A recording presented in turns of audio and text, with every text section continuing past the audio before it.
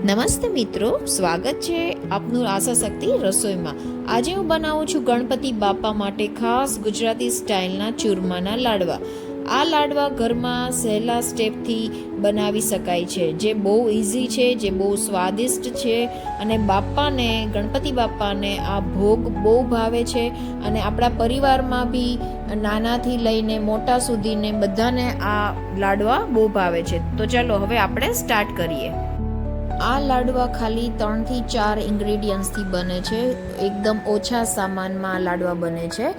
તેલ, ઘી અને લોટ અને ગોળ, બસ આ 4 વસ્તુથી આપણા સરસ મજાના ચૂરમાના લાડવા તૈયાર થશે. અહીંયા મેં લીધું છે એક કડાઈ, મોટી કડાઈમાં 3 કપ મેં ઘઉંનો લોટ લીધો છે, ઝીણો ઘઉંનો લોટ. હા, એકદમ ઝીણો લેવાનો છે, બહુ કરકરો કે એવો લોટ નથી લેવાનો. અને મોણ આપણે વધારે પ્રમાણમાં એડ કરવાનું છે. આપણા મુઠ્ઠીમાં લોટ આવી જાય, લાડુ વળે એવી રીતે આપણે મણ એડ કરવાનું છે. અને ધીરે ધીરે આપણે હાથથી મસળીને આપણે મણ અને લોટ એકદમ ભેગું કરવાનું છે સરસ રીતે. આપણે સરખું મિક્સ કરીને પછી આપણે મુઠ્ઠીમાં આપણે જોવાનું કે લોટ અને મણ બરોબર છે. લોટમાં એકદમ ક્રિસ્પી આપણા મુઠિયા બનવા જોઈએ. આ લોટ બાંધીને આપણે મુઠિયા બનાવશું અને આને તળવાના છે, એટલે આપણે સારી રીતે હાથની મદદથી મસળવાનું છે. અને હવે આપણે થોડું પાણી એડ કરતા જશું અને લોટ આપણે બરોબર બાંધતા જશું. લોટ એકદમ કઠણ બાંધવાનો છે, ઢીલો નથી બાંધવાનો. ઢીલો જો બાંધશું તો આપણું આ મુઠિયા છે એકદમ ક્રિસ્પી નહીં થાય, તો થોડો લોટ આપણે હાર્ડ બાંધવાનો છે.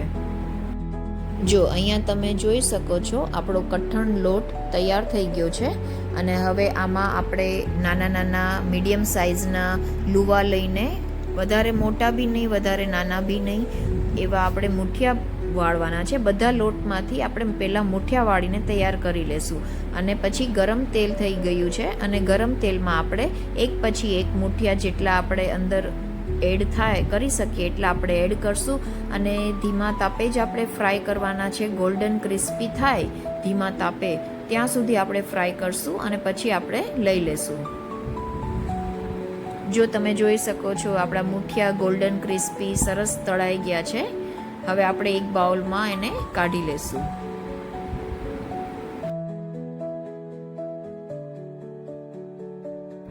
આપણા એક ઘણના મુઠિયા તળાઈ ગયા છે. હવે આપણે જે બીજા મુઠિયા બચ્યા છે એ બી બીજી વાર આપણે સેમ પ્રોસેસથી આપણે તળી લેશું એકદમ ધીમા તાપે. અને હવે આપણે મુઠિયા જે તળેલા છે એને પહેલાં આપણે ઠંડા કરવાના છે. એકદમ ઠંડા થઈ જાય પછી જ આપણે મિક્સચરમાં ક્રશ કરવાના છે.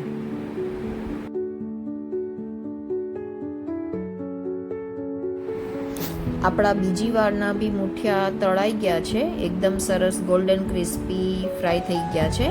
અને હવે આપણા મુઠિયા થોડા ઠંડા થાય એના માટે આપણે તેના નાના નાના ટુકડા કરી લેશું. બધા મુઠિયાના આવી રીતે ટુકડા કરી લેશું, જેથી કરીને જલ્દી ઠંડા થઈ જાય અને આપણે પછી ઠંડા થાય એટલે મિક્સચરમાં એકદમ ઝીણું ક્રશ કરી લઈએ.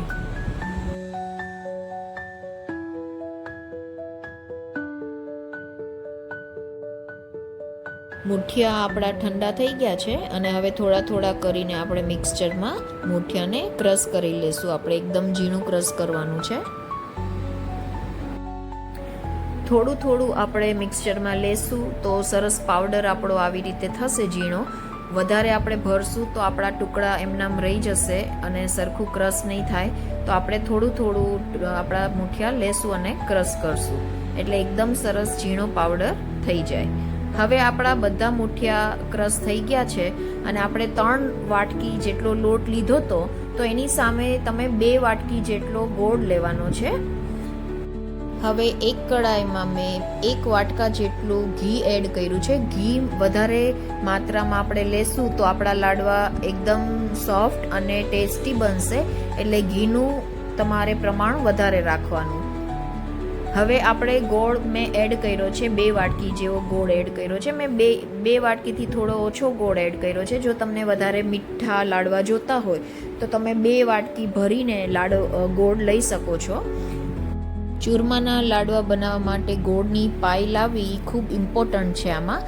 અને ઘીમાં ગોળ આપણો સરસ એકદમ ઓગળી ગયો છે, આપણને નાના નાના થોડા બબલ્સ દેખાવા માંડે તરત જ આપણે ગેસ બંધ કરી દઈશું અને એ 1 મિનિટ માટે હલાવીને આપણે જે મિક્સચર છે મુઠિયાનું મિક્સચર એમાં આપણે ગોળ મિક્સ કરી દઈશું, આપણે એકદમ પ્રોપર મિક્સ કરી દઈશું. અને જો આપણને ડ્રાય લાગે કે આપણા લાડવામાં ઘી ઓછું છે તો ઉપરથી થોડું દૂધ યા તો તમે ઘી એડ કરી શકો. મેં થોડું ઘી એડ કર્યું છે, મને થોડું ડ્રાય લાગે છે એટલા માટે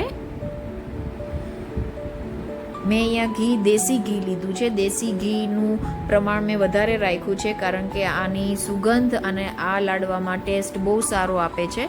આના માટે મેં દેશી ઘી યુઝ કર્યું છે. અને હવે આપણે ગરમ લાડવામાં જ ગરમ મિક્સચરમાં જ આપણે હાથની મદદથી લાડવા કરવા માંડશું. મેં હાથની મદદથી જ બધા લાડવા વાળ્યા છે. અને જો તમે લાડવા બનાવવા માંગતા હોય, જે મોલ્ડ આવે છે બજારમાં, આપણે એ રેડી મોલ્ડ આવે છે, એ મોલ્ડ દ્વારા બી તમે મોદક બનાવી શકો છો.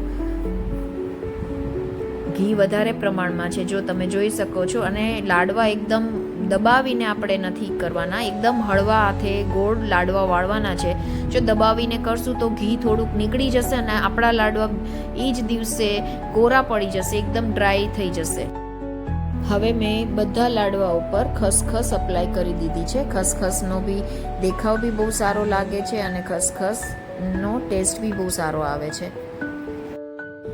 લો તો હવે આપણા ગણપતિ બાપાના ચૂરમાના લાડવા એકદમ તૈયાર થઈ ગયા છે. તમે ચાહો તો આ લાડવા ઉપર થોડો સૂકા મેવા એડ કરી શકો છો, ગાર્નિશિંગ કરી શકો છો.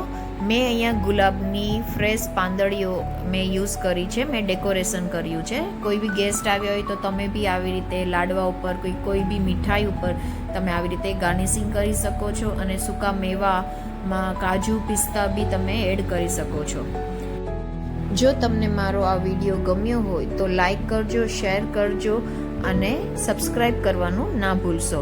અને આ થોડી મારા મંદિરની ઝલક છે જે હું તમારી જોડે શેર કરું છું અને તમને મારું ઘરનું મંદિર બતાવું છું. અને ગણપતિ બાપાની મૂર્તિ છે અને ભોગ ધર્યો છે, એ હું તમને દર્શન કરાવું છું.